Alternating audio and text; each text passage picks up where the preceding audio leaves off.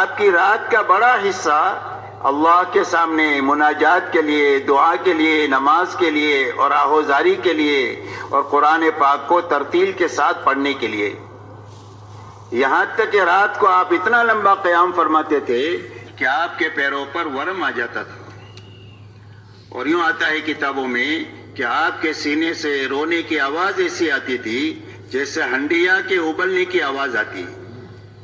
یہ آپ کا دن ہے، یہ آپ کا رات ہے. اور یہی دونوں چیزیں آپ کے مجمع میں منتقل ہوئی.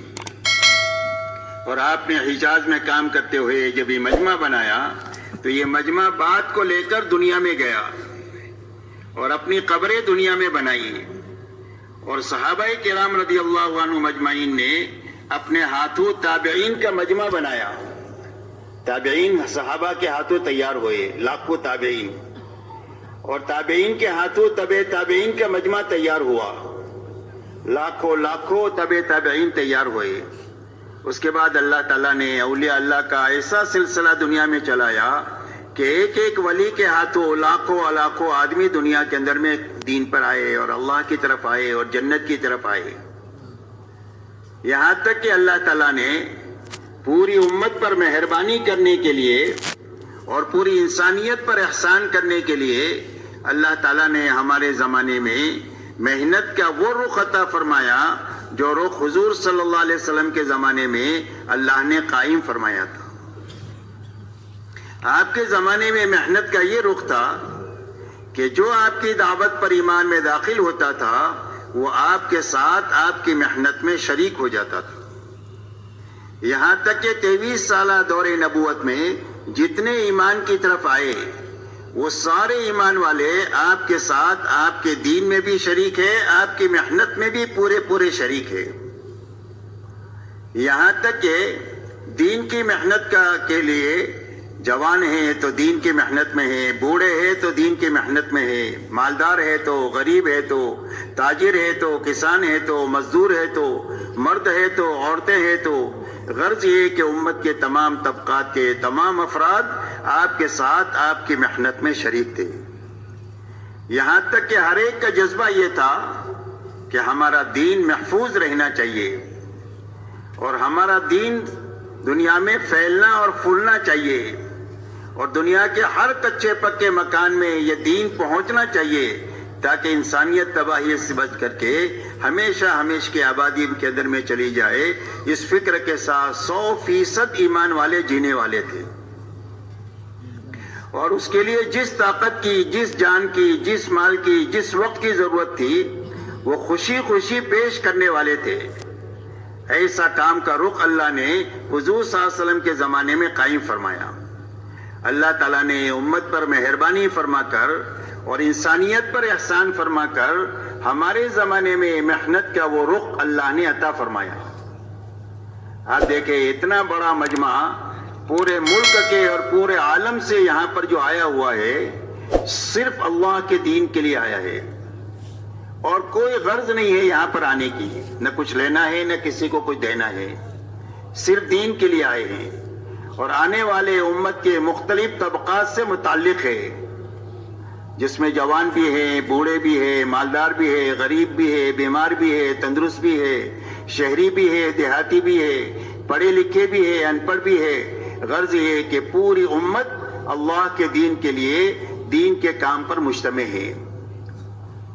اور ایسا طاقتور کام اللہ نے عطا فرمایا کہ ایک آدمی صحیح محنت کو اپنا لے اور صحیح فکر اپنا لے اور اس پر اپنی دعا کی اور محنت کی طاقت لگا دے تو پورے گاؤں کو، پورے شہر کو، پورے ملک کو، پوری یونیورسٹی کو ایک بچہ صحیح رخ پر لانے کا ذریعہ بن جاوے.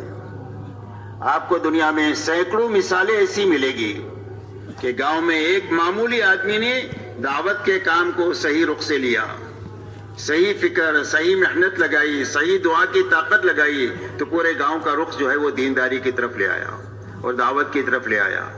ایسے شہر ملیں گے، ایسے ملک ملیں گے کہ اس ملک میں ایک دیوانے نے اللہ کے دین کے اوپر اللہ پر اعتماد کر کے اپنی تمام تر توانائی کو لگانے کا فیصلہ کر دیا تو اللہ نے ایک آدمی کے ہاتھوں ملک کو کھڑا فرما دیا.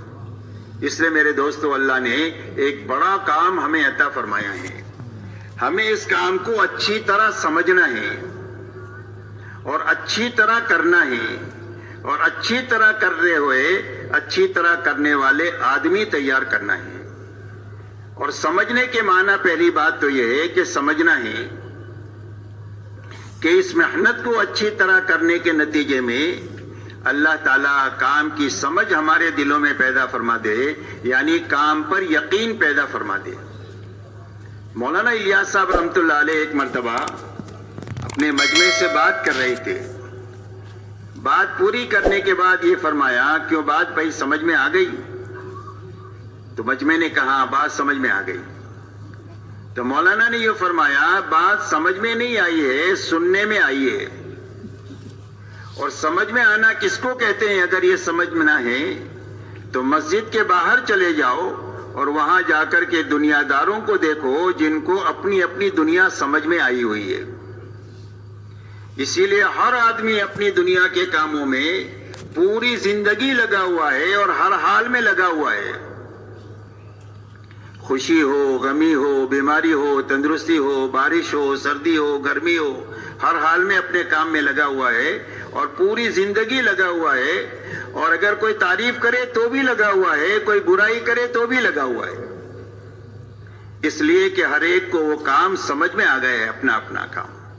اور سمجھ میں آنے کی بنیاد یہ ہے کہ ہر آدمی کا یقین یہ دل میں بنا ہوا ہے کہ میری زندگی میں جو ضرورتیں بھی پیش آئے گی, سوئی سے لے کر بچوں کی شادی تک, مکان خریدنے تک, گاڑی لینے تک, جو بھی ضرورتیں پیش آئے گی وہ ساری ضرورتوں کا انتظام میرے اس مشغلے سے ہوگا. یہ یقین اس کی استقامت کا ذریعہ ہے. اسی طرح میرے دوستو اس محنت میں اچھی طرح لگنے کے نتیجے میں اور اچھی طرح کرنے کے نتیجے میں کام کرنے والے کا یقین یہ بنے کہ میری زندگی کے ہر چھوٹے بڑے مسائل اور میری دنیا اور آخرت کے ہر چھوٹے بڑے انفرادی اجتماعی مسائل اللہ اس محنت کے ذریعے سے حل فرما دیں گے. سیرت کی روشنی میں یہ بات ہم کو سمجھ میں آ جائے.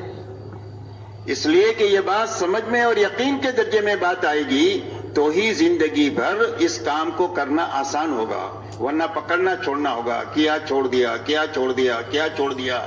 اس طرح پکڑنے چھوڑنے سے کام نہیں ہوتا ہے, بلکہ کام میں مستقل طور پر لگے رہنے کے نتیجے میں اور آگے بڑھتے رہنے کے نتیجے ہی سے کام ہوتا ہے.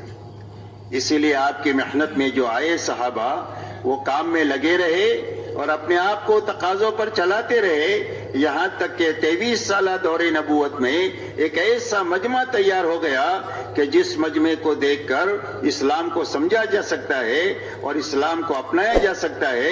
یہ حضور صلی اللہ علیہ وسلم نے فرمایا کہ میرے سارے صحابہ ستاروں کے مانند ہیں, جن کے پیچھے بھی تم چلو گے وہ تم کو اللہ تک اور جنت تک پہنچا دیں گے. تو اتنا بڑا کام ہوا وہ لگے رہنے کی وجہ سے ہوا.